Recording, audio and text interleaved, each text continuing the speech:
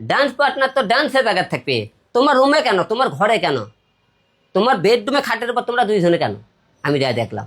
আর রিয়া মনিক আমাকে ধাক্কায় ধাক্কায় গেত তাদের বাসার সিঁড়ি থেকে নামিয়ে নিয়ে আসতেছিল এবং সে আমার গলা চেপে ধরেছিল। যখন মার দেয় তখন গণধোলায় কি দৌড়ে দেবে গাড়ির উপর লাভ পরে ওটা বুকে ধরে ধরলো। মনে হয় স্বামী আমি না, স্বামী হলে তার হইবি। দেখছেন তো আপনার ভিডিওটি, এটাই বোঝা যায় তাদের মধ্যে পরকীয়া সম্পর্ক আছে কি না। আপনারা দেখেছেন সব ভিডিওতে। আমাকে গলা চেপে ধরে সে আমাকে মারধর করে, যখন তার ড্যান্স পার্টনারকে পুলিশ ধরে নিয়ে যায়। আর পরকীয়া আমি যেরকম হাতে নাতে ধরে দেখলাম, রিয়া মনিক বলেন তো একটা হাতে নাতে কোনো মেয়ের সাথে প্রমাণ দিতে পারে কিনা আমাকে কোনো জায়গার থেকে? তাকে এলাকার লোক গণধোলাই দেয়, সেটা আমি হিরো আলম ছিলাম কিনা। তারা যে গণধোলাই খেয়েছে, আর কেন গণধোলাই খেয়েছে, তাদেরকে বাসার ভেতর হাতে নাতে ধরা হয়েছে, তারা বাসায় ছিল। আর আসলে আমার পিছনে যে আজকে মামলা করেছে রিয়ামণি, যে মামলাটা সম্পূর্ণ মিথ্যে বানোয়ার। কারণ মামলা থাকে সবসময় সাক্ষী প্রমাণ। সে বলেছে আমি নাকি অভিকে মারধর করেছি, ওর ডান্স পার্টনারকে। তা আমার কথা আপনি ভিডিও ফুটেতে কালকে আপনারা দেখবেন, যখন আপনারা গতকাল কিন্তু সন্ধ্যার তুমি একটা ভিডিও দেখছেন। আসলে যে পরকীয়ার কথা বলছে, আমি দিনকে আজকে তাদের মানে অডিও কিছু ফুটেজ তারা পরকীয়া করছে আমি আপনাদের দেখাতে পারবো। এক, এবং তারা যে মনে করে আমার নামে যে অভিযোগ করেছে যে হিরো আলম এবং হলে যে আমাদেরকে তার বাসায় আসতে বলেছে মীমাংসা করার জন্য। আমার কথা, আমি যদি তাদেরকে মীমাংসা করার জন্য আসতে বলি, তাহলে আমরা অফিসে রাখবো, অফিসের থেকে বাসাল 5 ফিট লাগে।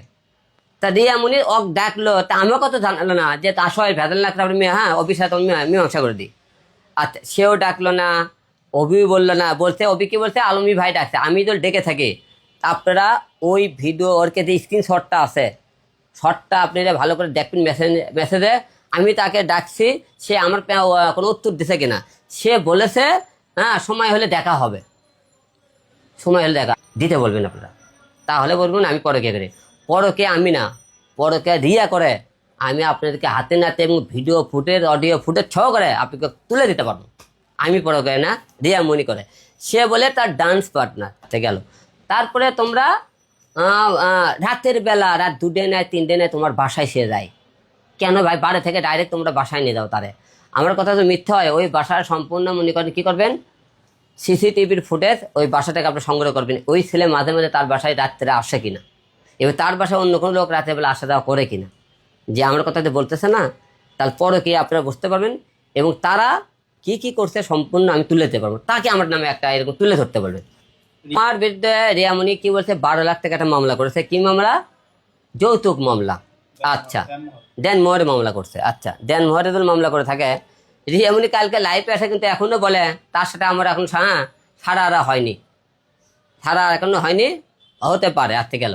আজকে আপনাদের সাথে লাইভ করে দেখলাম, একটা কথা বললো যে হিরো আলম তো অন্য কাউকে বিয়ে করতে চায়, সে পরকীয়া না করে বিয়ে করুক, সে আমাকে তালাক দিয়ে সে বিয়ে করুক।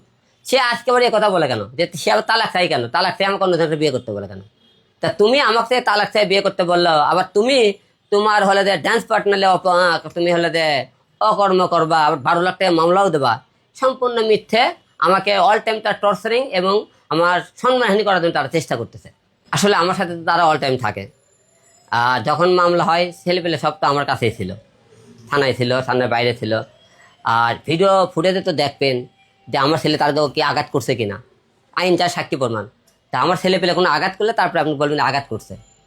আঘাত করছে জনগণ, এলে পেতরি মার দিছে গণধোলায়।